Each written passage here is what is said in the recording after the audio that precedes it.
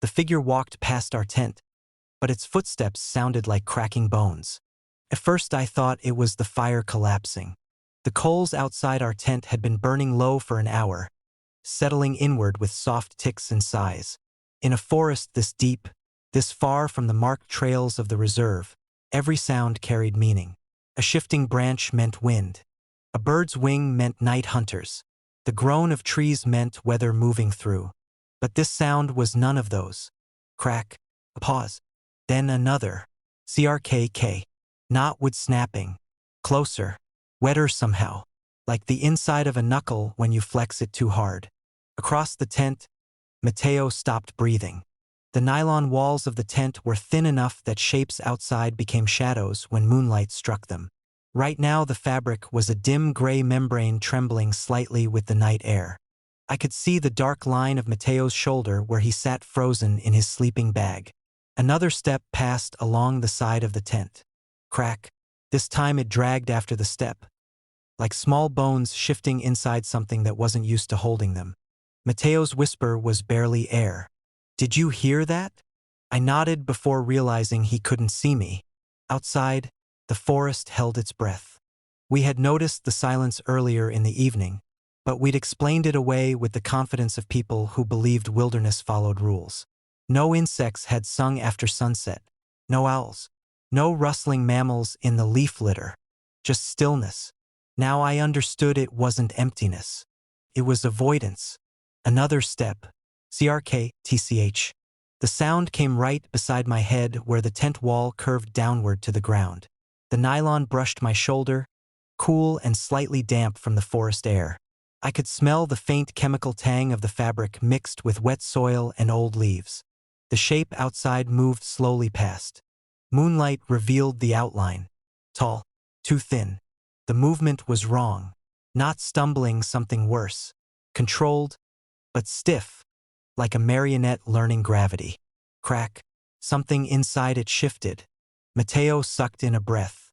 "Someone's out there," he whispered. But the word someone felt fragile. The figure stopped.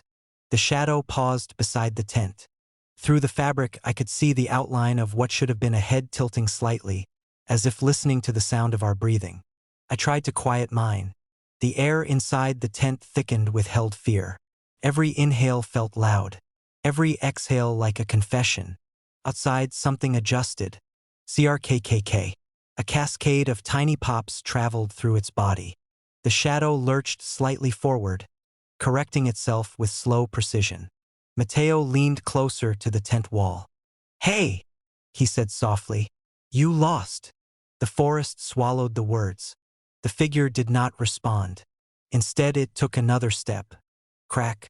The sound echoed strangely through the ground, as if the soil itself carried the vibration deeper than it should. Then it moved away. Slow. Measured. Crack. CRK. CRKK. Each step receding between the trees. We waited a long time before speaking again. The silence returned, but it wasn't the same as before. Now it felt aware. Mateo finally unzipped the tent door a few centimeters and peered out. Cold air slid in. "What do you see?" I asked. "Nothing." The zipper closed. But Mateo didn't lie down again. Neither of us slept. Morning revealed no footprints. The soil around the campsite was soft with old rain and moss, but there was nothing. No compression, no broken leaves, no disturbance where something had walked within arm's reach of our tent. Only the circle of our own tracks. Mateo walked the perimeter again. "Maybe it was on the rocks," he said. There were no rocks. Still, daylight made everything feel manageable. Trees were just trees again. Massive trunks of cedar and pine rising into a pale sky. The forest floor was thick with needles and pale fungus. And bones. We noticed them once the light reached the undergrowth. Not skeletons. Fragments. A deer's rib half buried beneath moss. A small jawbone with yellow teeth. Long splinters of leg bone scattered like pale sticks. Animals died in forests. That wasn't strange. What was strange was the pattern. All the bones pointed inward, toward our campsite. Mateo crouched beside one of them. "This wasn't gnawed," he said. The rib was cracked clean down the middle. like pressure had forced it apart from inside. We packed quickly. Neither of us said it out loud, but we both felt watched. As we folded the tent, I noticed the fabric on my side was stretched slightly outward, like something had leaned against it during the night. There was a faint residue there, a thin chalky smear. Mateo rubbed it between his fingers. "Bone dust," he muttered. We didn't leave. That was our mistake. The map said the old Ranger Road lay just 2 kilometers east. Easy enough to reach after breakfast. But the forest made directions feel uncertain. Landmarks shifted in subtle ways. The sun seemed muted beneath the canopy. We walked for hours. Every direction felt like the wrong one. By afternoon, we realized something worse. The bones were following us. Not moving exactly, but appearing. Fragments lying along the path ahead. Pieces that hadn't been there when we passed earlier. Cracked vertebrae. A long white femur. A curled hand, bone small enough to belong to a child. Mateo kicked one aside. "Animals dragging them around," he said. "But animals leave teeth marks. These bones were opening themselves, as if something inside them had pushed outward once." The forest grew heavier as evening approached. The air thickened with rot and damp bark. And then we heard it again. Crack. Somewhere among the trees. Mateo froze. Another step. CRKK. Closer. The sound was unmistakable now. Not wood. Not branches. Joints. Bones rearranging under weight. We turned slowly. The figure stood between 2 cedars about 30 meters away. At first I thought it was Mateo. The shape was almost identical. Same height. Same build. But the way it stood was wrong. Its limbs held themselves with unnatural patience, as if gravity were something it had recently learned. The head tilted. CRK. The neck lengthened slightly. Inside the torso something shifted with a brittle sliding sound. Mateo whispered beside me, "That's not me." The figure lifted a leg. Too slowly. Too deliberately. Crack. The knee bent backward before correcting itself. Then it placed the foot down again. CRK. Like bones clicking into the correct order. Took another step. Closer. I realized with a cold certainty that it wasn't chasing us. It was practicing. Learning. Studying how bodies moved. Mateo's breathing grew sharp. The figure copied him. His chest rose. Too late. Then fell. CRKK. Inside its ribcage something realigned. The imitation improved. Another step. Another crack. This gait was becoming smoother. More human. The face was still wrong though. Even at that distance I could see the skin shifting slightly over the skull beneath. Like the bones weren't finished settling. Mateo took a step backward. The figure mirrored him. Crack. Perfectly timed. Mateo whispered, "It's copying me." I looked at the forest around us. Bones lay scattered everywhere now. Hundreds. Thousands. And suddenly I understood. Every skeleton the forest absorbed left behind something. Memory. How joints bend. How bodies stand. How walking works. The thing in the trees was assembling those memories piece by piece. And Mateo's body was the final instruction. "Don't move," I whispered. Too late. Mateo turned to run. The figure's body convulsed. Crack, crack, crack. A violent rearrangement rippled through it. The stride suddenly matched Mateo's perfectly. It followed, silent except for the sounds inside its bones. CRK, crack, CRKK. By the time I reached the ridge above the trees, I couldn't tell which one was Mateo anymore. 2 figures ran through the forest below. Identical. One moved smoothly. The other stumbled occasionally, correcting itself with sharp internal snaps. But with every step the difference grew smaller. Until finally, crack, only one set of footsteps remained. And far below in the darkening forest, something walked away wearing Mateo's body, its bones settling into place with quiet, satisfied pops. The forest canopy opened to reveal a sky full of unfamiliar constellations. At first I thought the trees had fallen. The sound woke me. a long, soft shudder traveling through the woods, like branches exhaling after years of holding tension. I lay inside the tent listening, half inside a dream, waiting for the crash of timber. But the forest never finished the sound. Instead, the silence deepened. Our tent fabric pressed gently against my cheek, cool with condensation. The nylon had that faint plastic smell that always clung to camping gear, mixed with damp soil and the mineral tang of cold air. Across from me, Jonah stirred in his sleeping bag. "You hear that?" he whispered. "I think the wind," I said. But the forest had been windless all night. Even the insects had stopped hours ago. Jonah shifted and unzipped the tent door halfway. The zipper rasped loudly in the stillness. Cold air poured in, and above us, sky, a perfect circle of it. The canopy was gone. Where thick cedar and pine branches had locked together earlier that evening, there was now a wide clearing open directly overhead, as if the trees had leaned back to reveal something hidden. Jonah leaned farther out. "That wasn't there before." "No," I said. The sky itself looked wrong. At first it was difficult to explain why. There were stars, thousands of them, but they didn't form anything familiar. No Orion, no Big Dipper, none of the shapes you carry unconsciously in your memory of the night. Instead, the stars formed clusters that felt intentional, arrangements that suggested meaning without revealing it.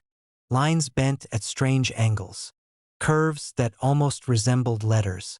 Jonah squinted upward. "Do you recognize any of those?" I shook my head. The stars pulsed faintly, not brightening exactly, more like breathing, a slow expansion of light followed by contraction. The movement was subtle enough that I questioned whether it was happening at all. Until I blinked. When my eyes returned to the sky, the pattern had shifted.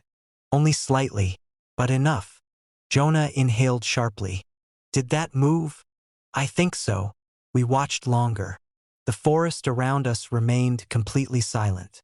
No owls, no wind brushing the needles. Even the distant rustle of animals moving through leaves had vanished. It was the kind of silence that feels deliberate, as if something enormous were listening. Jonah crawled out of the tent. The ground outside was cool and damp. Moss flattened under his boots with a soft sigh. I followed. Looking up made my stomach feel hollow. The stars weren't drifting like normal constellations. Their motion had a different rhythm, small adjustments occurring whenever we looked away or blinked. If you stared directly, they froze. Jonah noticed it too. "Don't look at that cluster," he said quietly, pointing toward a crooked chain of lights near the center of the clearing. "Look over here instead." I turned my head. "Now check it." I glanced back. The stars had rearranged. The crooked line had straightened into something resembling a spine. Little branches extended from it like ribs, a constellation that resembled a body. My chest tightened. Jonah laughed nervously. "That's weird." The laugh died quickly. More stars shifted. A second pattern appeared near the edge of the clearing. This one looked like hands. Not human hands exactly, too many joints, but the shape suggested fingers stretching toward something unseen. The longer we watched, the more the sky felt alive with purpose. Jonah whispered, "What if this isn't our sky?" The thought slid into my mind too easily. We had hiked far from the marked trails that afternoon, following an animal path through the forest until even the sound of distant roads vanished. At sunset, the canopy had been dense, branches tangled so thickly that only thin needles of light reached the ground. There had been no clearing, but now the trees leaned outward, forming a perfect circular opening around our campsite. Like an eye, the stars pulsed again, a faint rhythm, breathing.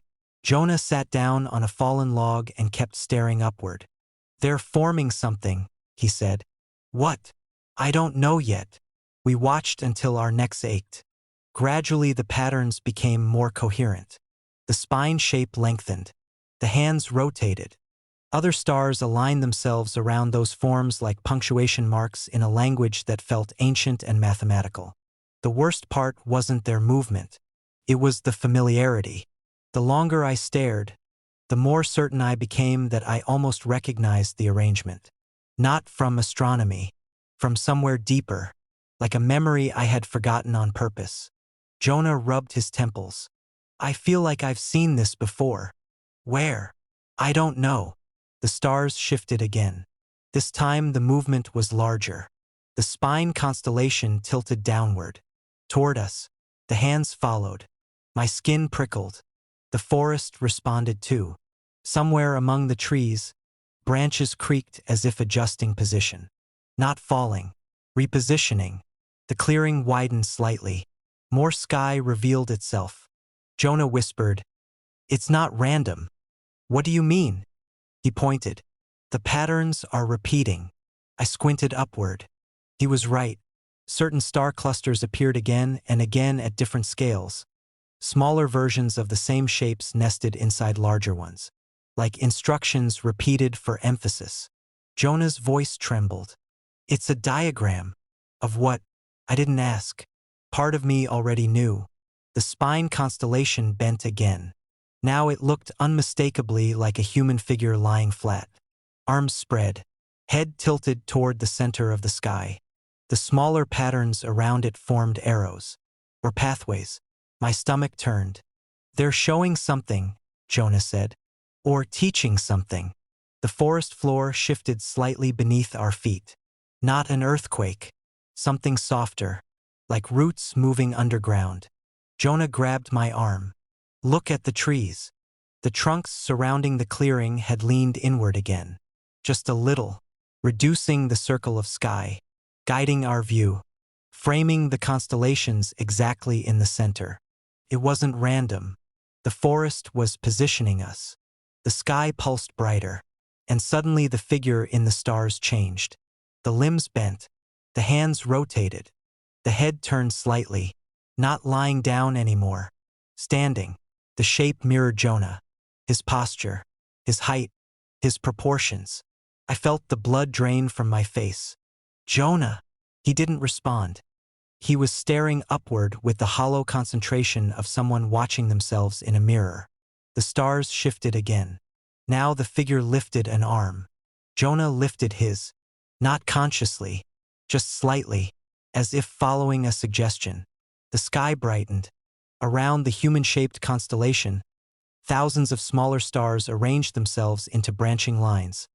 Paths extending outward across the heavens. A map, but not of land.